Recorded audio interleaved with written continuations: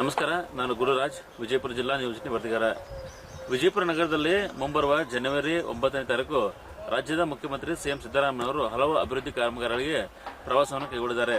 ಅದೇ ರೀತಿ ವಿಜಯಪುರ ನಗರದ ಕೇಂದ್ರ ಬಸ್ ನಿಲ್ದಾಣದಲ್ಲಿ ನಿರ್ಮಾಣವಾಗಿರುವಂತಹ ಕಿತ್ತೂರು ರಾಣಿ ಚೆನ್ನಮ್ಮ ಪುತ್ಥಳಿ ಸಹಿತ ಅನಾವರಣ ಮಾಡಿರುವಂಥದ್ದು ಇದೀಗ ಈ ವಿಚಾರ ವಿವಾದಕ್ಕೆ ಕಾರಣವಾಗಿದೆ. ವಿಜಯಪುರ ಜಿಲ್ಲೆಯಲ್ಲಿರುವಂತಹ ಪಂಚಮಸಾಲಿ ಜಿಲ್ಲೆಯ ಮುಖಂಡರು ನಿನ್ನೆ ಜಿಲ್ಲಾಧಿಕಾರಿಗಳನ್ನ ಭೇಟಿಯಾಗಿ ಮನವಿಯನ್ನು ಸಲ್ಲಿಸಿದ್ದಾರೆ.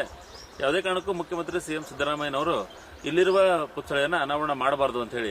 ಯಾಕೆಂದ್ರೆ ಇತ್ತೀಚೆಗೆ ಪಂಚಮಸಾಲಿ ಮೀಸಲಾತಿ ಹೋರಾಟ ವಿಚಾರಕ್ಕೆ ಸಂಬಂಧಪಟ್ಟಂಗೆ ಕಳೆದ ವರ್ಷ ಬೆಳಗಾವಿ ಅಧಿವೇಶನದ ಸಮಯದಲ್ಲಿ ಪಂಚಮಸಾಲಿ ಹೋರಾಟಗಾರರ ಮೇಲೆ ಹಲ್ಲೆ ಮಾಡಲಾಗಿತ್ತು, ಪೊಲೀಸರು ಲಾಠಿ ಚಾರ್ಜ್ ಮಾಡಿದ್ರು ಅನ್ನೋ ಆರೋಪಕ್ಕೆ ಸಂಬಂಧಪಟ್ಟಂಗೆ ಮತ್ತೆ ಆ ಘಟನೆಯನ್ನ ಖಂಡಿಸಿ ಇವರೊಂದು ಈ ಮನವಿಯನ್ನು ಕೊಟ್ಟು ಯಾವುದೇ ಕಾರಣಕ್ಕೂ ಸಿಎಂ ಅವರು ಇದನ್ನ ಇನಾಗ್ರೇಷನ್ ಮಾಡಬಾರದು ಅಂತ, ಬೇರೆ ಯಾರೇ ಇನಾಗ್ರೇಷನ್ ಮಾಡಿದ್ರು ನಮಗೆ ಅಬ್ಜೆಕ್ಷನ್ ಇಲ್ಲ, ಆದ್ರೆ ಇವ್ರ ಕಡೆಯಿಂದ ಇನಾಗ್ರೇಷನ್ ಮಾಡಿಸಬಾರದು ಅಂತ ಹೇಳಿ ಅವರು ಮನವಿಯನ್ನು ಕೊಟ್ಟಿದ್ದಾರೆ.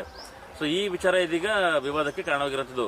ಕಳೆದ ಹಲವು ವರ್ಷಗಳಿಂದ ಅಲ್ಲಿ ಸ್ಟ್ಯಾಚ್ಯೂನ ಮಾಡಲಾಗಿತ್ತು, ಆದರೆ ಅದು ಇನಾಗ್ರೇಷನ್ ಮಾಡೋಕೆ ಆಗಿದ್ದಿಲ್ಲ. ಬೇರೆ ಬೇರೆ ಕಾರಣಗಳಿಂದ, ಸ್ಥಳೀಯ ರಾಜಕೀಯ ಒತ್ತಡಗಳು, ಬೇರೆ ಬೇರೆ ಕಾರಣಗಳಿಂದ ಅದು ಇನಾಗ್ರೇಷನ್ ಮಾಡೋಕೆ ಆಗಿದ್ದಿಲ್ಲ. ಕೊನೆಗೆ ಅಂತೂ ಇಂತೂ ಒಂದು ರೀತಿ ಕಾಲ ಕೂಡಿ ಬಂತು. ಸಿಎಂ ಅವರು ಬರ್ತಿರ್ಬೇಕಾದ್ರೆ ಬೇರೆ ಬೇರೆ ಕಾರ್ಯಕ್ರಮಗಳ ಜೊತೆಗೆ ಇದನ್ನು ಸಹಿತ ಮಾಡ್ತಾರೆ ಅಂತ ಹೇಳಿ ಒಂದು ಭರವಸೆ ಇಟ್ಕೊಳ್ಳಲಾಗಿತ್ತು. ಅದೇ ರೀತಿ ಜಿಲ್ಲಾ ಉಸ್ತುವಾರಿ ಸಚಿವ ಎಂ ಬಿ ಪಾಟೀಲ್ ಅವರು ಪತ್ರಿಕಾಗೋಷ್ಠಿಯನ್ನು ನಡೆಸಿ ಇದರ ಬಗ್ಗೆ ಸ್ಪಷ್ಟನೆಯನ್ನು ಕೊಟ್ಟಿದ್ದರು. ಸಿಎಂ ಅವರು ಬರುವಾಗ ವೆಲ್ಲಡ್ರಾಮ್ ಸೇರಿದಂತೆ ಬೇರೆ ಬೇರೆ ಕಾಮಗಾರಿಗಳಿಗೆ ಚಾಲನೆ ನೀಡಿದ್ದಾರೆ. ಅದೇ ರೀತಿ ಇದಕ್ಕೊಂದು ಉದ್ಘಾಟನೆಯನ್ನು ನೆರವೇರಿಸಿದ್ದಾರೆ ಅಂತ ಹೇಳಿ. ಈ ಹಿಂದೆ ಎಂ ಬಿ ಪಾಟೀಲ್ ಅವರು ಸಚಿವರಾಗಿದ್ದಾಗ ಸಹಿತ ಅದನ್ನ ಅಂದ್ರೆ ಹಿಂದಿನ ಅವಧಿಯಲ್ಲಿ ಸಹಿತ ಅದನ್ನ ಕಾಮಗಾರಿ ಶುರು ಮಾಡಲಾಗಿತ್ತು. ಆದರೆ ಬಹಳಷ್ಟು ವಿಳಂಬವಾಗಿ ಕೊನೆಗೆ ಎಲ್ಲರೂ ಅದಕ್ಕೆ ಹಣವನ್ನು ಸೇರಿಸುವ, ಸರ್ಕಾರ ಜೊತೆಗೆ ಖಾಸಗಿಯವರು ಎಲ್ಲರ ಸಮಾಜದವರು ಹಣವನ್ನು ಸೇರಿಸುವ ಮೂಲಕ ಅದೊಂದು ವ್ಯವಸ್ಥೆಯನ್ನು ಮಾಡಿದ್ರು. ಜಾಗ ವಿಚಾರ ಎಲ್ಲವೂ ವಿವಾದಗಳಿದ್ವು, ಅದೆಲ್ಲ ಬಗೆಹರಿಸಿಕೊಂಡು ಕೊನೆಗೆ ಇನ್ನೇನು ಮೂರ್ತಿ ಇನಾಗ್ರೇಷನ್ ಆಗುತ್ತೆ ಅನ್ನೋ ಹೊತ್ತಲ್ಲೇ ಈ ರೀತಿ ವಿವಾದ ಉಟ್ಕೊಂಡಿರುವಂಥದ್ದು ಮತ್ತೊಂದು ರೀತಿಯ ವಿವಾದಕ್ಕೆ ಕಾರಣವಾಗಿರುವಂಥದ್ದು. ಈಗಾಗಲೇ ಅವರು ಮನವಿಯನ್ನು ಕೊಟ್ಟಿದ್ದಾರೆ ಜಿಲ್ಲಾಧಿಕಾರಿಗಳಿಗೆ ಯಾವುದೇ ರೀತಿ ಮಾಡಬಾರ್ದು ಅಂತ ಹೇಳಿ. ಇದರ ಜೊತೆಗೆ ಅವರು ಆರೋಪವನ್ನು ಮಾಡಿರುವಂಥದ್ದು, ಒಂದು ಮುಖ್ಯಮಂತ್ರಿಗಳು ಹಲ್ಲೆ ಮಾಡಿದ್ದಾರೆ, ಅಂದ್ರೆ ಯಾರೋ ಲಾಠಿ ಚಾರ್ಜ್ ಮಾಡಿದ್ದಾರೆ, ಅವರ ವಿರುದ್ಧ ಕ್ರಮ ಕೈಗೊಂಡಿಲ್ಲ, ಬದಲಾಗಿ ಅವ್ರನ್ನ ಕರೆದು ಸನ್ಮಾನ ಮಾಡುವ ಮೂಲಕ ಪಂಚಮಸಾಲಿ ಸಮುದಾಯಕ್ಕೆ ಅವಮಾನ ಮಾಡಿದ್ದಾರೆ ಅಂತ ಹೇಳಿ ಒಂದು ಆಕ್ರೋಶವನ್ನು ಅವರು ವ್ಯಕ್ತಪಡಿಸಿದ್ದಾರೆ. ಹಾಗಾಗಿ ಈ ವಿಚಾರ ಈಗ ಜಿಲ್ಲೆಯಲ್ಲಿ ಒಂದು ರೀತಿ ರಾಜಕೀಯ ಸಂಚಲನಕ್ಕೆ ಸಹಿತ ಕಾರಣವಾಗ್ತಿರುವಂಥದ್ದು. ಯಾಕಂದ್ರೆ ವಿಜಯಪುರ ನಗರ ಶಾಸಕ ಬಸನಗೌಡ ಪಾಟೀಲ್ ಅವರು ಅದೇ ಸಮುದಾಯದ ಆಗಿದ್ರು ಸಹಿತ ಅವರು ಈ ವಿಚಾರದ ಬಗ್ಗೆ ಅಂದ್ರೆ ಏನೋ ಸ್ಪಷ್ಟನೆ ನೀಡಿಲ್ಲ, ಅಂದ್ರೆ ಮಾಡಬೇಕು ಅನ್ನೋದ್ರ ಬಗ್ಗೆ ನೀಡಿಲ್ಲ, ಮಾಡಬಾರ್ದು ಅನ್ನೋದ್ರ ಬಗ್ಗೆ ನೀಡಿಲ್ಲ. ನಿನ್ನೆ ಅಷ್ಟೇ ಅವರು ಈಗ ಮನವಿಯನ್ನು ಕೊಟ್ಟಿರೋದ್ರಿಂದಾಗಿ ಮುಂದಿನ ದಿನಗಳಲ್ಲಿ ಯತ್ನಾಳ್ ಇದಕ್ಕೆ ಯಾವ ರೀತಿ ಉತ್ತರ ಕೊಡ್ತಾರೆ ಅಂತ ಕಾದು ನೋಡಬೇಕು. ಆದ್ರೆ ಸದ್ಯದ ಮಟ್ಟಿಗೆ ಈ ವಿಚಾರ ಜಿಲ್ಲೆಯಲ್ಲಿ ಬಹಳಷ್ಟು ಸಂಚಲನಕ್ಕೆ ಕಾರಣವಾಗಿರುತ್ತಿದ್ದು.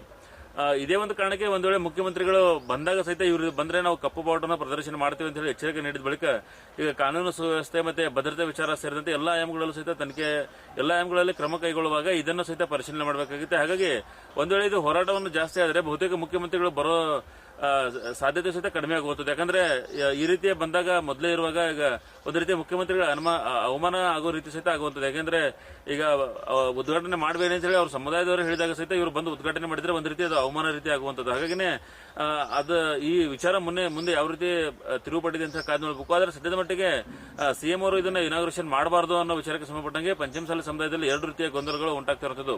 ಕೆಲವರು ನೇರವಾಗಿಯೇ ಇದನ್ನ ಇನಾಗ್ರೇಷನ್ ಮಾಡಬಾರ್ದು ಅಂತ ಹೇಳಿ ಬಂದು ಸಿಎಂ ಅವರಿಗೆ ಮನವಿ ಕೊಟ್ಟು, ಡಿಸಿ ಅವರಿಗೆ ಮನವಿ ಕೊಟ್ಟು ಸಿಎಂ ಅವರಿಗೆ ಬರಬಾರ್ದು ಅಂತ, ಉದ್ಘಾಟನೆ ಮಾಡಬಾರ್ದು ಅಂತ ಹೇಳಬೇಕು ಅಂತ ಹೇಳಿ ಆಗ್ರಹ ಮಾಡ್ತಾ ಇದ್ದಾರೆ. ಇನ್ನು ಕೆಲವರು ಅದೇ ಸಮುದಾಯದವರೇ ಯಾವುದೇ ರೀತಿ ಪ್ರತಿಕ್ರಿಯೆ ನೀಡ್ತಾ ಇಲ್ಲ. ಹಾಗಾಗಿ ಈ ವಿಚಾರ ಜಿಲ್ಲೆಯ ರಾಜಕೀಯ ಸಂಚಲನಕ್ಕೆ ಕಾರಣವಾಗಿರುವಂತದ್ದು. ನಿರ್ಭೀತ, ನಿಷ್ಪಕ್ಷಪಾತ, ವಿಶ್ವಾಸಾರ್ಹ ಸುದ್ದಿಗಳಿಗೆ ಮತ್ತೊಂದು ಹೆಸರಾಗಿರುವಂತ News18 ಕನ್ನಡ ಈಗ ಆಪ್ನಲ್ಲೂ ಲಭ್ಯವಿದೆ.